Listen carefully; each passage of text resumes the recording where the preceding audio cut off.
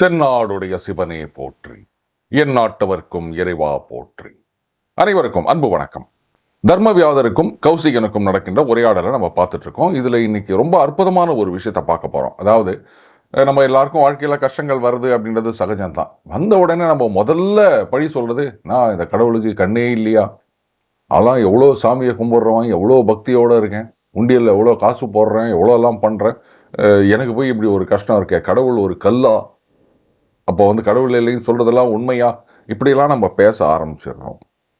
இல்லையா, அடுத்து அவங்க மேல பழி போடுறோம். அது பாரு, அவனால தான் எனக்கு இவ்வளோலாம் ஆயிப்போச்சு, அவனை சும்மா விடக்கூடாது அப்படின்ட்டு மற்றவங்க மேல பழிய போட்டுட்டு இருக்கோம். இல்லை, இன்னும் சில பேர் இவனோட ராசி, அவனோட இது அப்படின்லாம் நம்ம குறை சொல்லிட்டு இருக்கோம். ஆனா நம்மளுடைய கஷ்டங்களுக்கு உண்மையான காரணம் என்ன அப்படின்றத நம்ம புரிஞ்சுக்க மாட்டேன்றோம். புரிஞ்சுக்கணும்னு ட்ரை பண்றது கூட கிடையாது. இப்போ இந்த தர்மவியாதர் சொல்றாரு, இந்த தர்மம் இது வேதத்தை பிரமாணமாக கொண்டது. அதே சமயத்தில் இன்னொன்று சொல்றார், அந்த உயிருக்கு ஆபத்து அப்படின்ற நேரத்திலையும் கல்யாணத்திலையும் பொய் சொல்றது ஒரு மாதிரி ஏற்றுக்கொள்ளப்பட்டது அப்படின்றார். பொய்யினால் சத்தியம் நிலை பெறும்ன்றாரு. ஆச்சரியமா இருக்கு, என்னங்க இது, பொய் சொன்னா எப்படிங்க சத்தியம் நிலை பெறும் அப்படின்னா, அடுத்த லைன்ல இன்னொன்று சொல்றாரு, சத்தியத்தினால பொய் நடக்கும் அப்படின்றாரு. இது என்ன, இது பொய் சொன்னா அது உண்மையாகும், உண்மை சொன்னா பொய் ஆகும்னு எதனா குழப்பறாரு அப்படின்னா, எது பிராணிகளுக்கு அந்த ஹிதம் செய்கின்றதோ அது சத்தியம் அப்படின்றாரு. உயிர்களுக்கு நல்லது செஞ்சா அது சத்தியம், அதையே மாறி செஞ்சா அது அதர்மம் அப்படின்றாரு. மறுபடியும் நம்ம திருக்குறளுக்கு வரணும். பொய்மையும் வாய்மை உடைத்து புரை தீர்த்த நன்மை பயக்குமனின் அப்படின்னு சொன்னார். வெறும் நன்மை பயக்குமனின்னு சொல்லல, புரை தீர்த்த அப்படின்னு. இங்க பிராணிகளுக்கு ஹிதம் செய்வது அப்படின்றாரு, அது சத்தியமாகும் அப்படின்னு. அதே மாதிரி ஒரு மனுஷன் நல்லதோ கெட்டதோ எந்த காரியத்தை செய்யறானோ அந்த காரியத்துக்கான பலனை அவசியம் அவன் அடைகிறான். இதுல உனக்கு சந்தேகமே வேணாம்.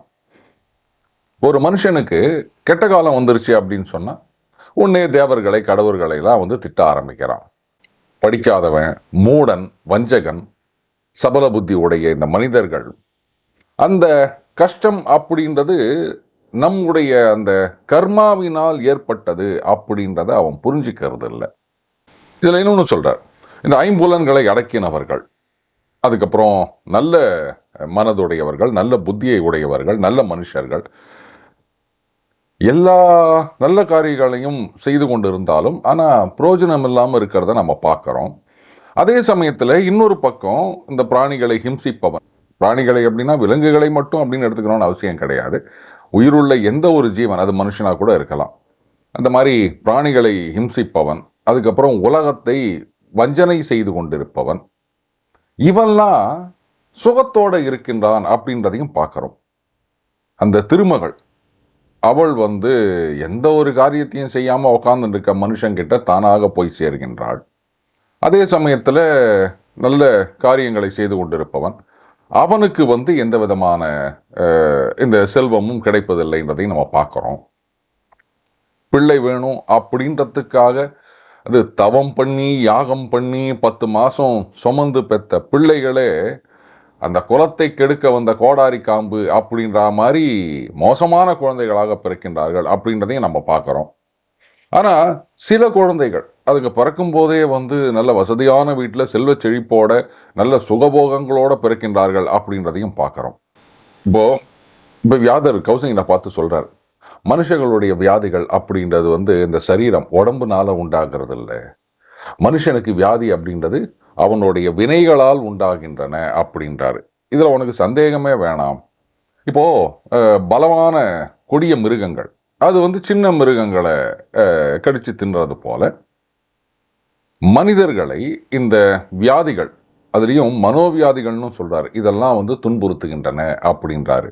அதே சமயத்துல இந்த வேடர்கள் இவங்கெல்லாம் அந்த மிருகங்களை கொன்று குவிப்பது போல அந்த வியாதிகளை சிகிச்சை செய்கிறதுல சாமர்த்தியசாலிகளான அந்த ஆயுர்வேதத்தில் தேர்ச்சி உள்ள அந்த மருந்துகளை எல்லாம் வைத்திருக்கின்ற வைத்தியர்கள் போக்குகின்றார்கள் அப்படின்றாரு. இந்த டாக்டர் அப்படின்றது ஏதோ இப்போ இந்த வெள்ளைக்காரங்க வந்த பிறகு வந்த விஷயம் கிடையாது. அதில் பாருங்க, வியாதிகளுக்கு சிகிச்சை செய்வதில் சாமர்த்தியசாலிகள், ஆயுர்வேதத்தில் தேர்ச்சி பெற்றவர்கள், இந்த மருந்துகளை நன்கு சேர்த்து வைத்திருப்பவர்கள். இந்த வைத்தியருக்கு 3 குவாலிஃபிகேஷனை சொல்றாரு வியாதர். இன்னொன்னு சொல்றாரு, சில பேருக்கு நல்ல ஆண்டு அனுபவிப்பதற்கு நிறைய இருக்கும், ஆனா ஏதாவது வியாதியில கஷ்டப்பட்டுட்டு இருப்பான், ஒன்றுத்தையும் அனுபவிக்க முடியாது. தெய்வம் அப்படின்றது ஒன்று இல்லாம போயிடுச்சுன்னு சொன்னா மனுஷங்க சாகவே மாட்டாங்க, வயசாகவே மாட்டாங்க. எல்லாரும் எல்லாத்தையும் நினைச்சதெல்லாம் அடைந்து கொண்டு இருப்பார்கள்.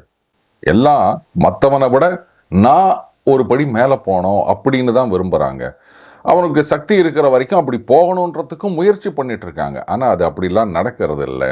சில பேர் விஷயத்தில் பார்த்தீங்கன்னா அவங்க கிட்ட வஸ்துக்கள், பொருட்கள் இருக்கும், ஆனால் அதற்கான அதிகாரம் அவர்களிடத்தில் இருக்காது. உதாரணத்துக்கு சில பேருக்கு சொத்து இருக்கலாம், நிலம் இருக்கலாம், இல்லை வீடு இருக்கலாம், பணம் இருக்கலாம். ஆனால் சில பல காரணங்களால் அவங்களால அதன் மீது அதிகாரம் செலுத்த முடியாது. சொந்தக்காரங்களோ இல்லை ஸ்பௌஸோ இல்லை பசங்களோ இல்லை வேற யாராவது நண்பர்களோ இல்லை ஆட்டையை போட்டவனோ அவன்தான் அதையெல்லாம் ஆண்டு அனுபவிச்சுட்டு இருப்பானே தவிர இவருக்கு எந்த விதமான அதிகாரமும் இல்லை அப்படின்றதையும் நம்ம பார்க்குறோம். இது நிறைய விஷயங்களை நம்ம பார்த்துருக்கலாம். போன ஜென்மத்தில் நாம் பண்ண அந்த காரியங்கள், வினைகள், நல்வினை, தீவினை, அதனுடைய பலன்தான் இந்த ஜென்மத்தில் நமக்கு கிடைக்குது. இந்த உலகத்தில் ஜீவன் அது சாஸ்வதம்.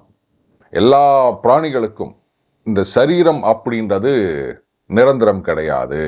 நான் ஏற்கனவே சொன்னேன், பிராணிகள் அப்படின்னா விலங்குகள் அப்படின்னு மட்டும் அர்த்தம் எடுத்துக்காதீங்க. இது எல்லா ஜீவராசிகள் அப்படின்னும் போது மனுஷனும் அடங்கும் அப்படின்னு அதை இங்கே தெளிவாக புரிய வைக்கிறார். எல்லா பிராணிகளுக்கும் சரீரம் நிரந்தரம் கிடையாது அப்படின்றாரு. அப்போது மனுஷனையும் பிராணியாக தான் நம்ம சேர்த்துக்க வேண்டியதாக இருக்குது.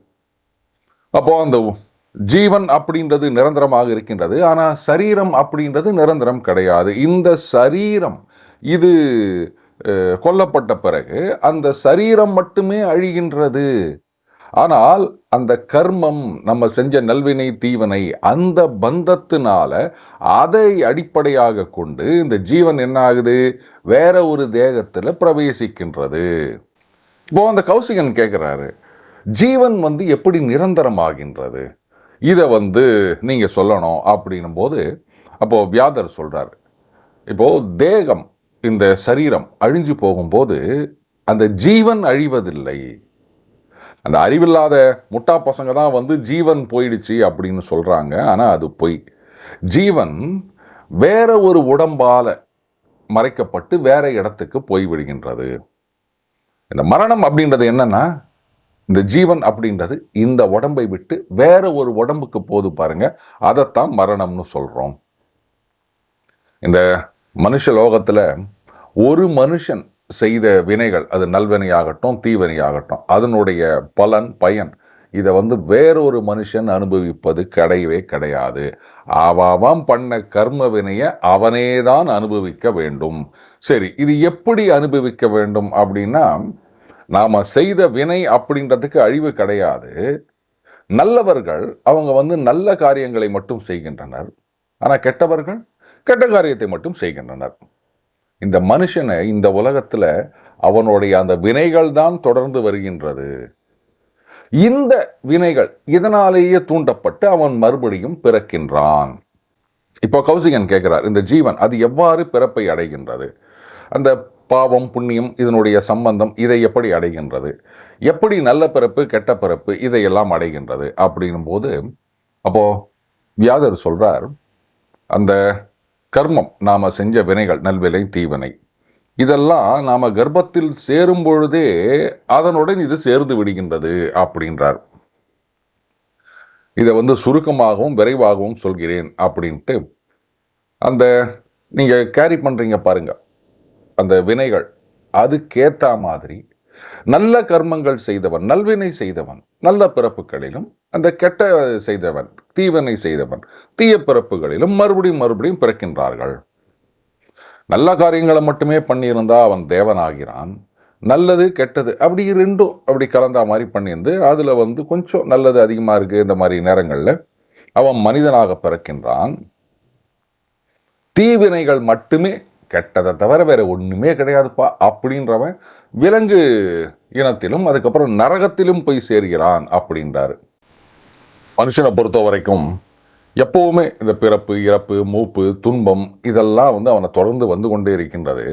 அவன் வாழ்கின்ற காலத்தில் செய்த அந்த வினைகள், அதனுடைய பலன்கள், அதுவும் அந்த தீவினைகளுடைய பலன் அவனை வாட்டிக்கொண்டே இருக்கின்றது. இந்த மாதிரி அந்த கர்ம பந்தம், இதை அடிப்படையாக கொண்டு ஏராளமான ஜீவர்கள், ஆயிரக்கணக்கான அந்த விலங்குகளாக பிறக்கின்றது. அதுக்கப்புறமா நரகத்தை அடைவது அப்படின்னு மாறி மாறி வந்து கொண்டிருக்கின்றது. அந்த ஜீவன் என்ன பண்றான், தன்னால் செய்யப்பட்ட அந்த தீவினைகள் அதனால ரொம்ப துக்கமுள்ளவனாக மரணத்தை அடைந்து, அதுக்கப்புறம் அந்த தீவினைகளின் பலன் அதை அனுபவிப்பதற்காக மறுபடியும் தீய பிறவிகளில் பிறக்கின்றான். அங்க மறுபடியும் அந்த தீவினைகளை செய்து கொண்டே வருகின்றான். எப்பவுமே இந்த கஷ்டத்துல இருக்க இந்த மனுஷன் அந்த தீவினைகளுடைய பந்தம் அது முடிந்து விட்டது அப்படின்னு சொன்னா அவனுடைய அந்த நல்வினைகள் பயன் கொடுக்க தொடங்கும் பொழுது அந்த துக்கத்தை விட்டு விலகுகின்றான். மீண்டும் அடுத்த பதில் இணைந்திருப்போம். வணக்கம்.